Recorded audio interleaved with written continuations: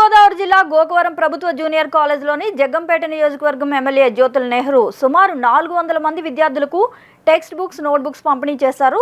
ఈ సందర్భంగా ఎమ్మెల్యే మాట్లాడుతూ చదువుకు ఎక్కువ ప్రాధాన్యత ఇస్తానని చెప్పారు.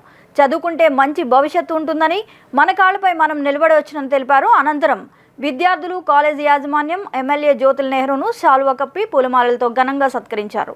రాబోయే రోజుల్లో గోకవరంలో డిగ్రీ కాలేజ్ నిర్మిస్తానని ఎమ్మెల్యే హామీ ఇచ్చారు.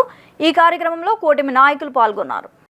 ఉపాధ్యాయులు, లెక్చరర్స్ ఎవరైతే ఉన్నారో వారందరికీ కూడా పేరు పేరున ప్రత్యేక ధన్యవాదాలు.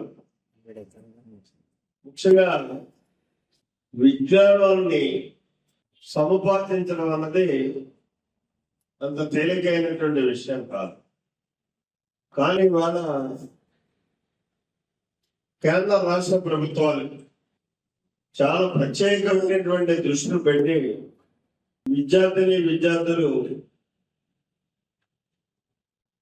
అయితే ఇక్కడ 2 రకాలు ఉంటాయి ప్రభుత్వాల యొక్క విధానాలు. ఒకటి ప్రచారం కోసం, 2 విద్యని అతి చేరువుకి ప్రతి సామాన్యుడికి తీసుకురావడం కోసం.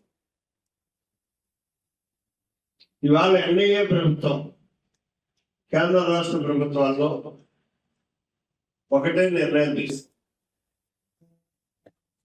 సామాన్యులు ప్రతి ఒక్కరికి అందివ్వడం ఒకటైతే, 2వది ఇంత ఖరీదైపోయినటువంటి ఈ చదువులు పోనీ విజ్ఞానాన్ని ఏమన్నా ఇస్తున్నాయా?